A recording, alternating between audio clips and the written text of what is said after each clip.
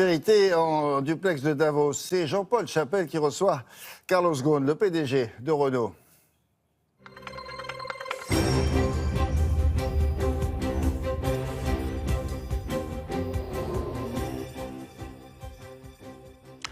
Bonjour William, bonjour à tous. Carlos Ghosn, bonjour. Bonjour. PDG de Renault et de Nissan. Merci de réserver à France 2 la primeur de vos déclarations ici à Davos. Alors, Donald Trump s'installe à la Maison-Blanche. Il a déjà forcé la main des constructeurs automobiles américains à produire plus aux États-Unis, moins au Mexique. Est-ce que ce protectionnisme vous inquiète ?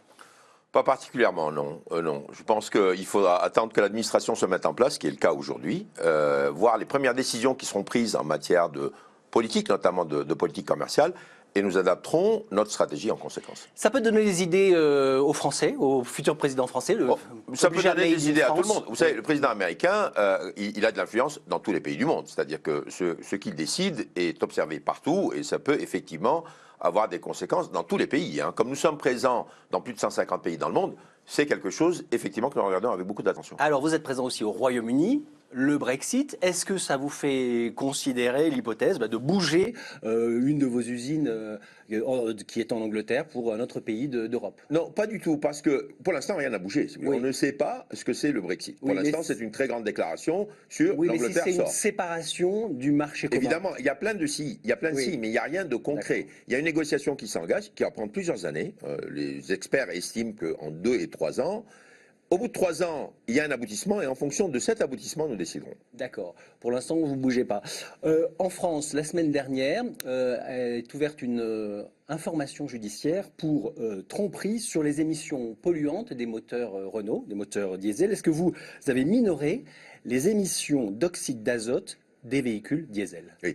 Non, écoutez, vous savez que c'est un sujet beaucoup plus compliqué. Vous le résumez d'une question qui ne présente pas bien. Vous savez, il y a 2 questions de fond. La première, c'est que est-ce qu'il y a triche? Ça, c'est le point le plus important. Est-ce qu'un constructeur a triché? Réponse, non. Non. Et tout le monde le dit. Je dirais, il n'y a pas une seule autorité. Est-ce que vous avez plus pollué que annoncé? Ça, c'est très important. Il n'y a pas de triche. Il n'y a pas de système, de software, etc., essayant de présenter les résultats différemment de ceux qu'ils sont. Ça, c'est un point important. Est-ce qu'il y a plus d'émissions qu'annoncées? En dehors des homologations, parce que vous savez très bien que les moteurs sont homologués dans certaines circonstances, et sur la base de cette homologation, sur la base de ces conditions, l'homologation est donnée. Tous nos moteurs sont homologués, donc ils suivent toutes les réglementations. Ce qui est en cause là, c'est qu'en dehors des conditions d'homologation, il y a des différences entre les différents constructeurs, entre les différents moteurs. Sur la route, quand la voiture roule dans des conditions extrêmes. Ouais. C'est-à-dire, et là, nous avons posé la question, jusqu'à combien vous pouvez? Il n'y avait pas de réglementation. La communauté européenne est venue avec une réglementation reconnaissant le fait que, en dehors des conditions d'homologation, il fallait dire, vous ne pouvez pas aller au-delà de 4 fois ou 3 fois ou 5 fois ce qui est homologué. Et aujourd'hui, il y a une règle et nous allons tous suivre la règle. En attendant, nous n'attendons pas cela. Nous avons reconnu que sur un certain nombre de moteurs, nous n'étions pas aussi efficaces que la concurrence et nous avons décidé de faire des corrections de manière tout à fait volontaire. Et je salue le fait qu'il a été reconnu que Renault a particulièrement travaillé avec toutes les commissions en bonne foi, en partageant toutes les données. Donc l'enquête ne vous inquiète pas? C'est-à-dire que quand il y a une enquête, il faut que vous fassiez attention. Mais le problème, c'est qu'il ne faut surtout pas semer le doute dans l'esprit du consommateur qu'il y a des choses qui ne sont pas... Nous avons joué carte sur table, nous avons reconnu qu'il y avait un certain nombre de moteurs en dehors des conditions d'homologation qui n'étaient pas aussi efficaces que d'autres. Nous avons amené les corrections et c'est ça qui est important. La bonne nouvelle de la semaine, ce sont vos résultats commerciaux, une année record pour 2016 pour Renault déjà, plus 13%, plus de 3 millions de véhicules. C'est surtout l'Inde, l'Iran, la Chine qui poussent. C'est partout. D'abord, c'est la marque Renault qui croît. Oui. Elle porte la croissance, la marque Renault. Dacia a bien évolué, mais Renault a porté la croissance et elle l'a porté en Europe, où Renault devient la 2e marque européenne. Et l'Alliance, comme vous le savez, le 2e constructeur automobile en Europe. Ça, c'est un point important.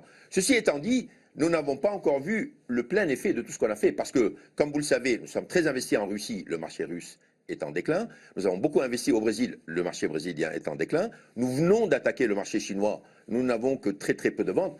Donc vous pouvez vous attendre à ce que cette croissance de Renault continue. 2016 est une très bonne année. 2017 sera une meilleure année. Et il n'y a pas que Renault, parce que l'alliance, c'est Renault, Nissan et maintenant Mitsubishi. Alors, Cette année, plus de 10 millions de véhicules vendus dans le monde. Est-ce que vous allez dépasser Volkswagen? Est-ce que vous allez être numéro 1? Il n'y a pas de course au volume à ce niveau-là, si vous voulez. Nous avons 10 millions de voitures. C'est pas votre objectif? Non, nous avons vendu 10 millions de voitures en 2016. Je pense que Volkswagen a annoncé les résultats. Ils sont numéro 1 aujourd'hui. Ils sont à 10 millions 3, je pense. Oui. 10 millions 300 000 voitures. Et vous serez à 10 millions Bon, 2? l'année prochaine, Cette année 2017. Non, 2016, on est autour de 10 millions. Et Eux, ils ont 2017. annoncé. Alors, 2017.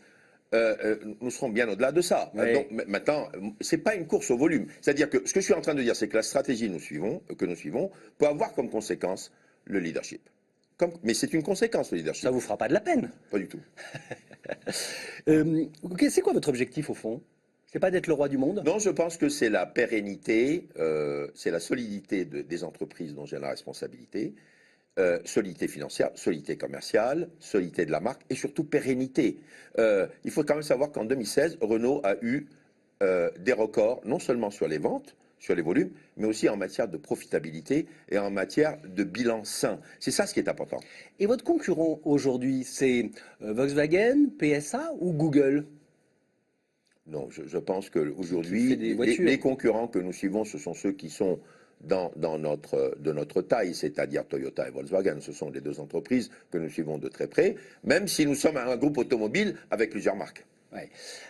Et la voiture de demain, d'un mot, elle sera autonome. Électrique, autonome, connectée. Ouais. Votre rémunération, elle a fait polémique l'an dernier. Hein, les actionnaires, d'ailleurs, n'ont pas voté votre rémunération, qui était de plus de 7 millions d'euros pour Renault. Cette année encore, le sujet va se présenter.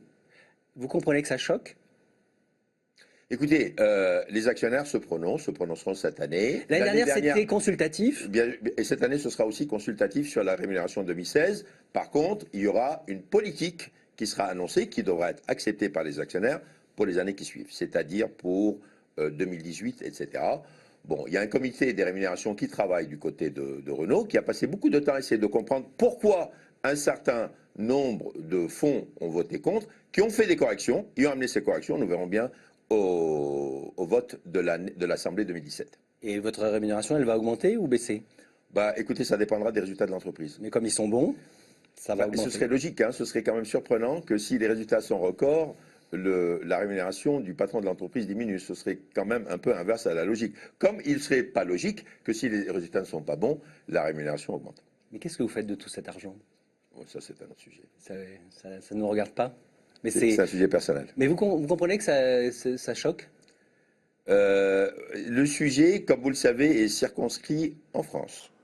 C'est un sujet que je prends très au sérieux, que le comité des rémunérations prend au sérieux, et nous avons fait des modifications en conséquence. Merci beaucoup d'avoir été Merci. avec nous. Très bonne journée à vous. Au revoir Jean-Paul. À bientôt. Non, Au revoir. Bon. voilà. Non mais vous serez augmenté Jean-Paul, vous inquiétez pas. J'ai vu que ça... Ça n'avait rien de personnel, hein, mais qu'est-ce que... Non, mais je me suis dit, tiens, ça l'obsède, ça. Non, on va étudier ça avec le comité des rémunérations de France Télévisions. Merci beaucoup. Merci de Je tout ce vous que en vous prie. faites. À bientôt, au revoir. Ok.